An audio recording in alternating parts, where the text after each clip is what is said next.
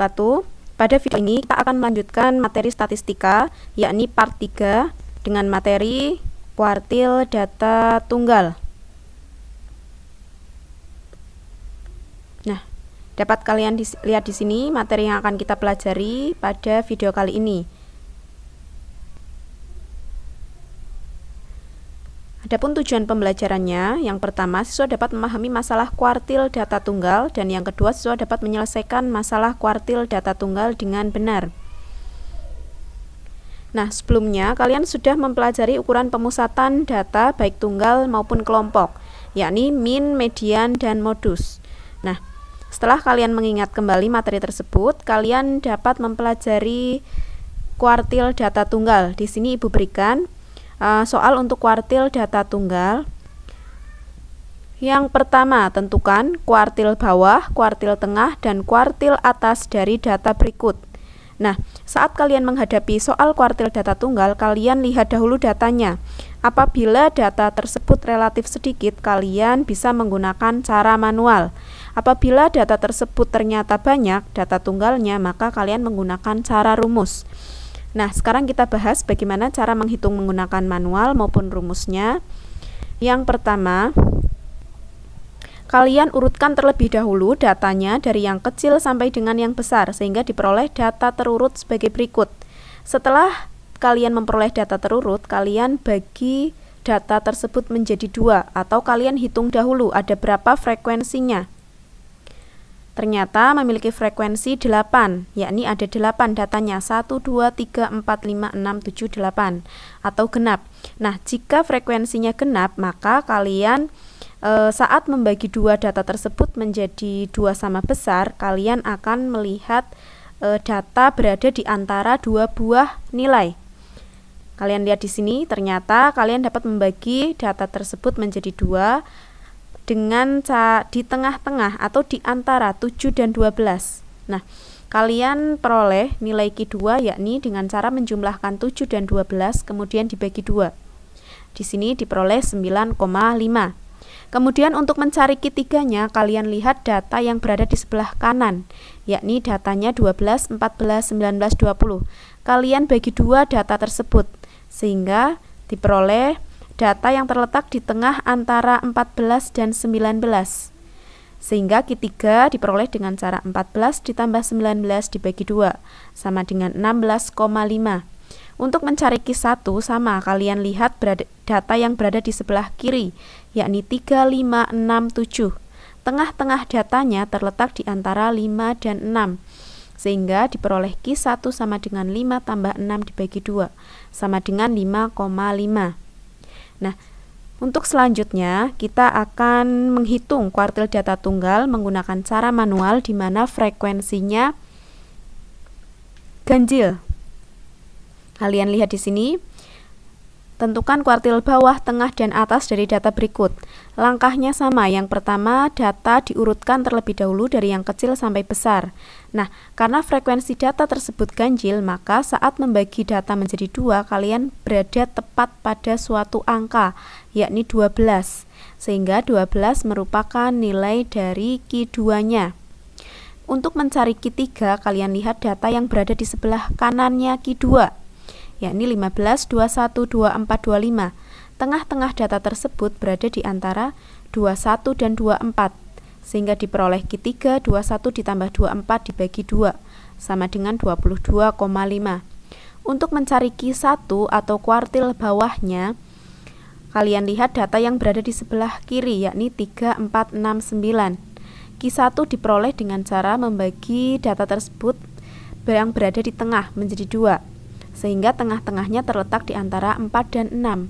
Diperoleh Q1 sama dengan 4 tambah 6 bagi 2, sama dengan 5. Sehingga diperoleh kuartil bawah sama dengan 5, kuartil tengah sama dengan 12, dan kuartil atasnya sama dengan 22,5. Nah, itulah cara menghitung kuartil data tunggal menggunakan cara manual untuk frekuensi yang genap dan ganjil. Berikutnya kita akan belajar kuartil data tunggal menggunakan rumus untuk data yang genap dan ganjil juga.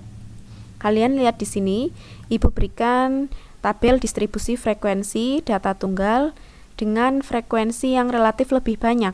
Setelah dihitung ternyata frekuensinya yakni 55 atau ganjil. Nah, karena datanya banyak, maka di sini Ibu sarankan menggunakan rumus. Rumus untuk data yang ganjil dan data yang genap berbeda. Maka di sini Ibu berikan terlebih dahulu rumus untuk data yang ganjil.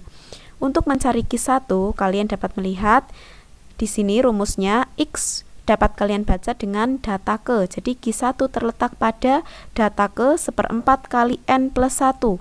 N-nya adalah 55. Diperoleh Q1 sama dengan data ke 1/4 kali 55 plus 1.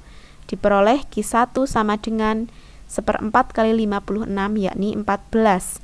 Nah, Q1 ternyata terletak pada data ke-14. Kalian cari data ke-14 terletak di mana? Dengan cara bantuan frekuensi kumulatif kurang dari yang sudah pernah kalian buat pada materi sebelumnya. Nah, menggunakan kolom bantu frekuensi kumulatif kurang dari, kalian bisa mencari data ke-14. Ibu ulang cara membacanya. Data pertama sampai ketiga berada pada nilai 3. Data ke-4 sampai 13 berada pada nilai 4. Data ke-14 sampai 28 berada pada nilai 5. Karena kita mencari data ke-14, maka data ke-14 bernilai 5. Nah, sehingga Q1 sama dengan 5. Kita menuju Q2. Menggunakan soal yang sama untuk mencari rumus Q2 yakni data ke 2/4 kali N plus 1. Sehingga diperoleh data ke 2/4 kali 56. Diperoleh data ke 28. Berada di mana data ke 28? Kalian bisa cari di sini data ke 28 berada di angka atau nilai 5. Sehingga Q2 sama dengan 5. Kita menuju ke Q3-nya. Q3 memiliki rumus data ke 3/4 dikali N plus 1 dengan N-nya 55. Diperoleh data ke 3/4 dikali 55 ditambah 1. Diperoleh Q3 terletak pada data ke-42. Di manakah data ke-42? Dapat kalian lihat menggunakan alat bantu kolom FK di sini, yakni berada pada nilai 6. Nah, sehingga Q3 sama dengan 6. Nah, itu cara dan rumus untuk mencari kuartil data tunggal di mana datanya ganjil. Kemudian kita akan masuk untuk kuartil data tunggal yang datanya genap. Sebelum menuju ke data yang genap, di sini Ibu akan memberikan contoh bagaimana mengerjakan soal tersebut menggunakan cara manual. Dapat kalian lihat di sini, jika menggunakan cara manual, maka kalian harus menuliskan satu persatu. Nilai 3 ada 3, nilai 4 ada 10, nilai 5 ada 15, dan seterusnya sampai terakhir. Nah, cara manual di sini tidak efektif untuk data tunggal yang relatif banyak. Maka Ibu sarankan menggunakan cara rumus. Kita menuju hasil Q1, Q2, dan Q3 menggunakan cara rumus ataupun manual memiliki hasil yang sama. Nah, selanjutnya akan kita pelajari bagaimana menentukan kuartil bawah, tengah, dan atas pada jumlah frekuensi yang genap. Di sini memiliki rumus bahwa Q1 memiliki rumus data ke 1/4 kali N plus 2. Dengan N-nya 60 diperoleh Q1 data ke 1/4 kali 62, yakni data ke 15,5. Karena di sini ada pecahan atau ada desimal setengah, maka dapat diartikan bahwa Q1 terletak di antara data ke-15 dan data ke-16. Dapat kalian gunakan kolom bantu FK untuk mencari berapa data ke-15 dan data ke-16-nya. Ternyata di sini data ke-15 dan ada di 154, sedangkan data ke-16-nya ada di 158. Diperoleh hasil Q1 sama dengan 156. Kita menuju untuk Q2-nya. Q2 untuk frekuensi genap memiliki rumus data ke 1/4 kali 2N plus 2. Di sini dapat kalian lihat diperoleh hasil data ke 1/4 kali 122, yakni data ke 30,5. Sama seperti tadi karena ada desimal setengah, sehingga Q2 terletak di antara data ke-30 dan data ke-31. Kalian dapat mencarinya data ke-30 yakni 160, data ke-31 pun masih 160. Diperoleh Q2-nya yakni 160. Kita menuju berikutnya mencari Q3 dengan frekuensi genap. Memiliki rumus data ke-1/4 kali 3N plus 2. Sehingga diperoleh di sini data ke-1/4 kali 182. Nah, di sini dapat kalian lihat Q3 berada pada data ke-45,5. Sehingga menggunakan bantuan FK kalian dapat mencari data ke-45 yakni 165. Data ke-46 pun sama 165. Diperoleh Q3 sama dengan 330 dibagi 2.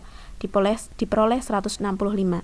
Nah, begitulah cara menghitung kuartil data tunggal menggunakan rumus untuk frekuensi yang genap. Cukup untuk kuartil data tunggal.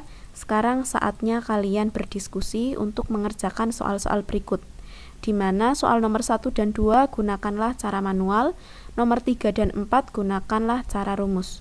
Cukup sekian video kali ini. Kurang dan lebihnya mohon maaf. Wassalamualaikum warahmatullahi wabarakatuh.